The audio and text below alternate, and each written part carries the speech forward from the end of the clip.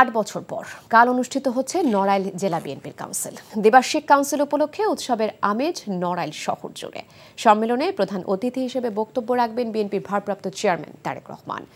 কাউন্সিলে তৃণমূলের নেতাকর্মীদের ভোটে নতুন নেতৃত্ব নির্বাচিত হবে। সভাপতি পদে ২ জন, সাধারণ সম্পাদক পদে ৩ জন ও সাংগঠনিক সম্পাদক পদে 3 জন লড়ছেন। ইতোমধ্যে সম্মেলনের সার্বিক প্রস্তুতি সম্পন্ন হয়েছে।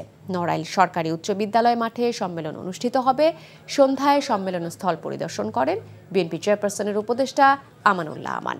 এ সময় তিনি বলেন, দলের জাতীয় কাউন্সিলের প্রস্তুতির অংশ হিসেবে জেলা কমিটিগুলোর কাউন্সিল হচ্ছে। সবশেষ ২০১৭ সালে নড়াইল জেলা বিএনপির কাউন্সিল অনুষ্ঠিত হয়েছিল।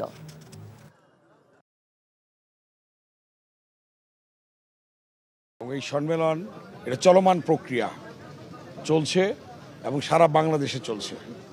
উদ্দেশ্য লক্ষ্য দলকে সংগঠিত করা এবং তৃণমূল পর্যায়ের নেতাকর্মীদের মাধ্যমে নেতা নির্বাচন করা এবং তৃণমূল নেতাকর্মীদের মতামত নিয়ে নেতা নির্বাচিত হলে দেখা যাবে যে তৃণমূল নেতাকর্মীদের মূল্যায়ন হবে।